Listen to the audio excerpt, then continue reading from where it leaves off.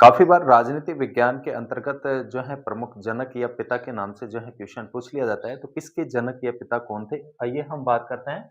प्रथम राजनीतिक जो दार्शनिक थे वो प्लेटो थे और यूनान का प्रथम राजनीतिक दर्शन का जो है पिता होने का जो श्रेय दिया जाता है, वो प्लेटो को दिया जाता है। राजनीतिक दर्शन का जो पिता कहा जाता है, वो प्लेटो को कहा जाता है।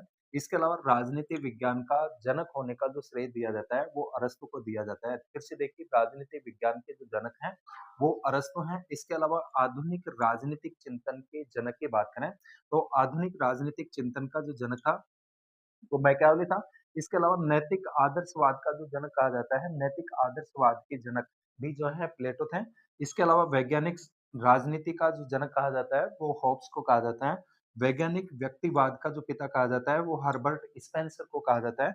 इसके अलावा वैज्ञानिक समाजवाद का जो पिता कहा जाता है, वो कार्ल मार्क्स को कहा जाता है और कार्ल मार्क्स एक ऐसा विचारक था जिसने जो है न केवल वैज्ञानिक समाजवाद संबंधी अपने समाजवादी संबंधी विचारों का प्रतिपादन किया, बल्कि दुनिया में वास्तविक धरातल पर समाजवाद को लाने का जो कार्य किया गया, वो भी कार्ल मार्क्स के द्वारा किया गया। कार्ल मार्क्स के विचारों से प्रभावित होकर के रूस में 1917 में प्रथम साम्यवादी क्रांति होती है।